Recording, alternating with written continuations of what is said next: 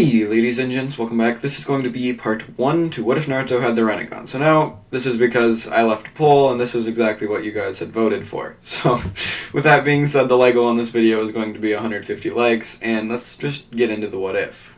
So there would be actually a few different ways that Naruto could go about getting a Rinnegan, mainly from like Nagato and people like that, but in this what if he's just literally going to be born with it, so we don't have to go like through any weird holes in like the story or anything like that. Naruto's just going to be born with the Rinnegan, so that means he's going to be born with all 5 chakra natures and everything like that that come with having a Rinnegan and everything like that.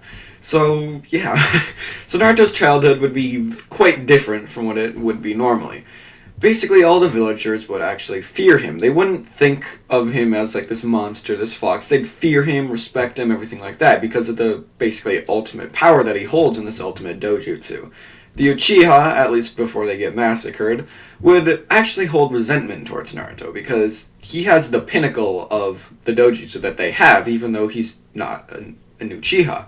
And they hold resentment towards that fact. Well, so people like Sasuke would probably see it as like, oh, this kid's gonna be my rival later on, but like the rest of the Uchiha, basically other than like Itachi, would probably see this as like a really. They see it as a slap in the face, basically, that this non-Uchiha has, like, the pinnacle of their dojutsu. So, with that, Naruto's childhood would be filled with a lot of, like, basically he'd be feared and respected at the same time. It would be kind of a weird dynamic, to basically say the least. But Naruto wouldn't really be seen as, like, a hero or obviously anything like that, because he's still in the Nine-Tails Jinchuriki and still, like, has all that, the fox and everything like that inside of him. So, Naruto would basically be seen in this weird light kind of thing. So, Naruto would be growing up and training and everything like that, and he can pretty much use his Rinnegan to almost master, like, literally any jutsu, like, with only doing it, or, like, seeing it, like, one time. So he would basically be able to do, like, really anything. Most of the jutsu that he would learn would be from basically watching, like, Jonin and Chunin's fights, and or, like, say, like, Kakashi and Might Guy were, like, fighting or something like that during one of their little things. Naruto would be able to watch it, and he would be able to copy some of the jutsu that they would be able to use. He basically learns the Shadow Clone Jutsu this way, I don't imagine Kakashi would use the Chidori against Might Guy, but he might use something like Water Wall, Mud Wall, stuff like that. So Naruto has all these different things, and I don't think he had the Water Dragon until after the Land of Waves arc, so he doesn't actually have that yet. So Naruto basically just goes around the village copying jutsu from people who, he sees using them, along with making his own different types of jutsu, because he has literally all 5 types of chakra natures, and he's thinking that maybe he can make his own instead of just copying what everybody else can do. So, by the time Naruto would actually end up graduating from the academy, he would be 12 years old, obviously, and he would literally be at the very, very top of the class, because obviously he would be. He has, like, basically infinite skill with ninjutsu. He's a lot smarter than he was in the original due to having a little bit more motivation to train and get more knowledgeable, along with having really good taijutsu because of the visual, basically, prowess that he has. He has really good reaction time. Basically, he's better than everybody else in any part of the different class. Other than maybe intelligence, he might be below a few people, like maybe Sakura or Shikamaru or somebody like that. So, Naruto is placed on a team, and I'm going to say he's placed on Team 7 still because, the Rinnegan is basically as close to a Sharingan as you can, get, considering it's just 2 steps up, like Mangekyo, and then you go to Rinnegan. So like that. So he gets placed on Team 7, along with Sasuke, because, Sharingan, that kind of makes sense. So who else would be actually placed on the team? So, that's actually a really good question, because the 2 basically very top people of the class, you can't really balance that out, to be honest. Like, this is basically set off to be a really overpowered team from the get-go. So, who exactly is going to be placed on the team? Well, I'm just going to say Sakura, because you can't, like, mess up the, Shikacho or you can't really do anything with those, because they kind of, like, have their planned things, kind of like how their parents were on the same team as well. So, with that, Naruto, Sakura, and Sasuke are still placed on Team 7, where they do their introductions with Kakashi after he walks into the classroom. So, everybody's basically introducing themselves, and Naruto basically just states, he's like, this isn't a goal or a dream I have. He basically states, I'm going to become the strongest person in the village before becoming the Hokage. And Kakashi is just like, oh, how do you know you're going to do that? That doesn't sound like you were stating it that was going to be a dream. That just sounds like you're stating it that's going to happen as a fact. Naruto's like, yeah, that's because it is going to happen. And nobody can really do anything to stop me from doing it. Kakashi's like, oh, okay, whatever. So Sasuke's would still be the same. He's like, yeah, I want to fucking kill Itachi and everything like that. But he sees Naruto as more of a rival. So he's just like, I need to surpass a certain somebody. Basically at the same time. Sakura wouldn't have any resentment or anything like that towards Naruto. She might hold a little bit of fear towards him, maybe a little respect too, but she doesn't see him as that, like, kid, the really annoying kid who runs around pranking everybody. She doesn't, like, hate him like that, like she used to. But she still obviously loves Sasuke. Like, oh yeah, Sasuke is, so yeah. You know exactly what I'm talking about with her whole, like, yeah. I don't know how to feel about freaking Sakura sometimes. But it isn't that good, not gonna lie.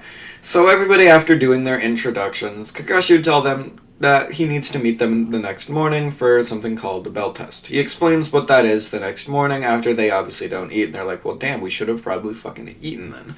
So they basically begin the bell test, and everybody goes and hides. Other than Naruto, because you guys remember how Naruto basically wants to learn a bunch of different jutsu, he figures, hey, head-on fighting would be the best way to do it. So as they basically begin fighting, Kakashi uses a fireball jutsu, basically thinking that, he wants to do some shit to Naruto. Naruto simply holds out his hand, absorbing the jutsu along with copying it at the same time. And Kakashi's like, what? What did you just do?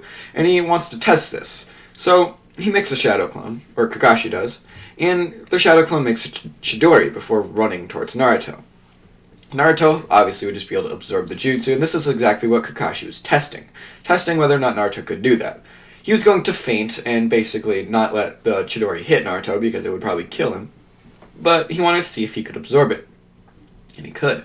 And he basically thinks, he's like, damn, the Rinnegan is, it's more powerful than I ever imagined. And then Naruto does something that surprises Kakashi, because it took Kakashi a long time to master the Chidori. Naruto simply holds out his hand, making a Chidori in his hand, and Kakashi's like, wait, what? You can make that? And then he basically he's about to say, he's just like, damn, Naruto, I don't want you to hit me with that. That's gonna fucking hurt. So, as Naruto basically runs forward, Kakashi uses a mud wall, but Naruto already knows that, so he has nothing to copy, and Kakashi's like, okay, this is going to be a much harder fought battle than I thought. He already had his book put away, but now he takes out his Sharingan. This obviously would surprise Kakashi, but he'd be like, yeah, the copy ninja, Kakashi Hatake. Kind of thing like that. And now Naruto would he'd basically be like, okay, I'm gonna end this fight because I don't really care. Like, he's like, well, he's basically thinking, he's like, I'm gonna end this fight after I get a few more jutsu that I can, steal from Kakashi. So, Kakashi would start basically fighting, he'd substitute. Naruto would basically continue learning all of these different jutsu. When Kakashi would basically, walk on a tree, Naruto would be able to do that as well if he didn't already, but Naruto would have much better chakra control than his original self at this point. So, Kakashi would basically be able to do almost nothing against Naruto, because Naruto has this absurd dojutsu. The only thing that Kakashi could do to fight Naruto would be taijutsu, but Naruto is really strong and really fast and everything like that, along with having better, visual prowess than what Kakashi would have by, a few tiers. So Kakashi would basically be literally defeated in this battle. He would, actually, die. Or not die, what am I talking about? He would actually be defeated, and Naruto would end up taking the bells. But Kakashi's just they didn't use teamwork. He'd basically be like, you guys can have another chance later, but you didn't pass for now. And he lets them basically go to that post to eat, and Naruto doesn't actually end up getting tied up this time. So, they all eat, and they basically begin the next bell test, and Naruto's been thinking this entire time. I took the bells and I defeated him. That should have been the point of this entire thing, but obviously it's not that, and it's something different. He's trying to think of what that could be, and then he realizes something. There's a reason that they're on three-man squads, or four-man squads. They have to use teamwork, and Naruto basically tells this to Sakura and Sasuke when Kakashi leaves like he does in the original. They basically take this to heart because, Naruto's really fucking smart in this, and they're like, okay, yeah, sure, whatever, we'll do that then. So, once the next portion of the bell test would begin, Naruto, Sasuke, and Sakura would all basically continue remaining out there, and Kakashi would be impressed. He'd be like, did Naruto figure it out? And then all of them all at once start charging at him, using actually pretty decent tag team combinations to, do some pretty decent damage to Kakashi. Obviously, Naruto would be doing, like, the most damage, and he'd be winning this fight, basically, comparatively to everybody else, but he'd basically be, he's basically winning this. And Kakashi's getting, like, more and more impressed, because they're actually using pretty decent teamwork at this point, and obviously they would be able to take him down, considering Naruto took him down by himself, even though, honestly, Sakura and Sasuke might be more of a hindrance to Naruto than, like, a help. They still are using teamwork, and they would actually be able to take him down, and they end up taking the bells. So at this, Kakashi would basically all pass them all, and he'd be like, okay, sounds good.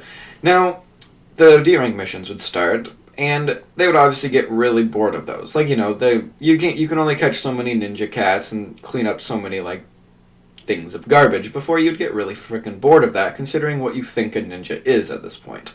So they obviously would get absurdly bored with that, and they go to Hiruzen and ask him for a higher ranking mission. So with that happening, they get assigned a higher ranking mission, obviously because Naruto would basically be, like, more than powerful enough to actually be able to take down pretty much anybody, unless they were, like, high Jonin level. So, and Hiruzen knows that, so he's just like, yeah, sure, you guys can have a higher ranking mission, but he's gonna start with a C rank mission, because he figures that, hey, the basically way they're going at this, they need more experience, I guess you could say. So he's just like, yeah, I'll give you a pretty long rank mission, but you should be pretty easily able to do it still. So the C rank mission would begin, and everybody would meet at the gate in the morning, and they would leave. So after leaving, they notice this puddle. Naruto doesn't have the battle experience required to actually notice it, just like in the original. So he wouldn't notice the puddle that was there, but Kakashi obviously would. So Kakashi ends up using his genjutsu and basically feints him getting killed by those two Chunin brothers, but Naruto would be completely immune to genjutsu, so he knows exactly what happened. He would go and he would defeat both of the Chunin brothers, and then he'd ask for Kakashi to come out.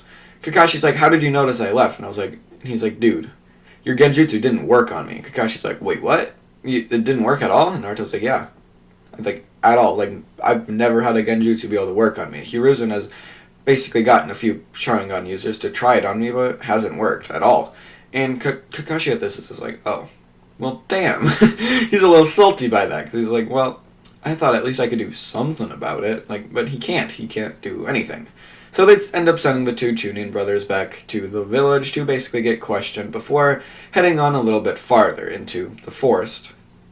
So basically, obviously the mist would roll up, and the sword would fly over. So, with that happening, Naruto can actually, like, remember how he uses the Ashura path, he can create weapons and everything like that. He would still duck out of the way, but he'd be at a pretty good advantage when he continues on with this fight with Zabuza, but I'm gonna leave this part here. Sorry for the shorter part, like, literally, I have to go to work. Literally every fucking day. I don't know why I procrastinate and, like, don't record earlier, but I don't know. I don't care anymore. So, yeah, I'll see you guys in the next part. Peace out, bye.